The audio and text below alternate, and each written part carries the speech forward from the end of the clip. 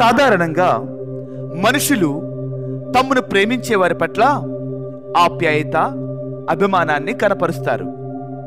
ఎవరైతే తమ పట్ల శత్రుత్వాన్ని కనపరుస్తారో వారిని చెదరించుకోవడం, వారి పట్ల అభిముఖంగా ఉండడం అనేది చేస్తూ ఉంటాం.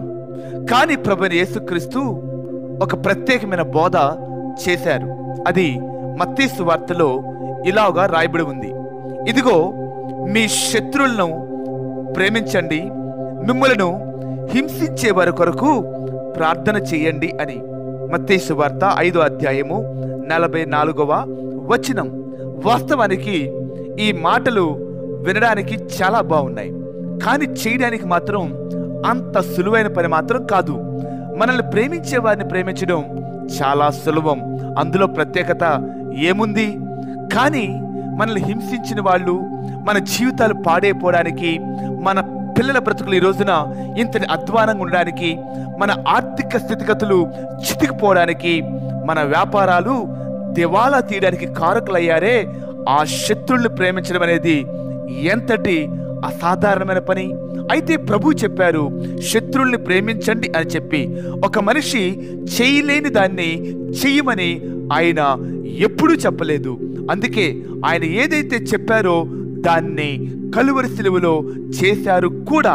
అయితే ఈ రోజున ప్రభు నీతోనూ చెప్తున్నారు, శత్రుని ప్రేమించు, నిన్ను హింసించారే వారి కొరకు ఒక్క నిమిషం ప్రార్థించు అని చెప్పి.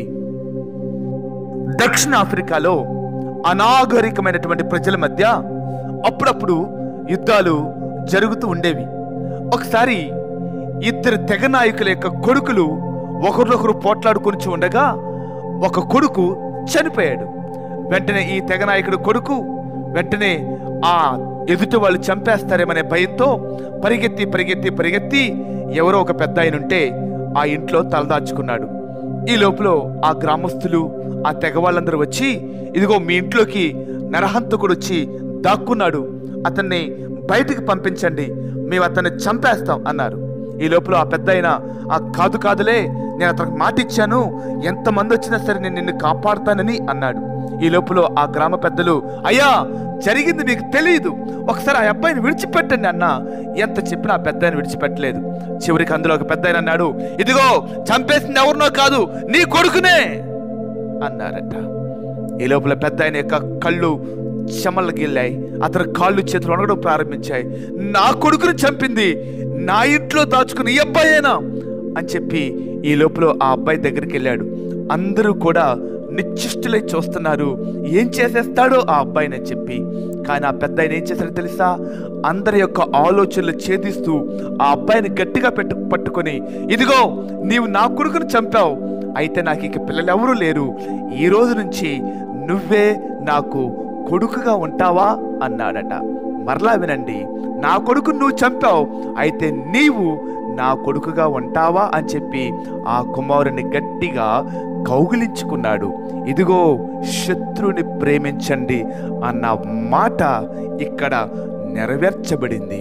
ఈ రోజున దేవుడు నీతో నాతో చెబుతున్న మాట, ఇదిగో శత్రుని ప్రేమించు, హింసించే వారి కొరకు ప్రార్థించండి అని చెప్పి. ఇటువంటి కృప దేవుడు మనకు అనుగ్రహించును గాక. ఆమేన్.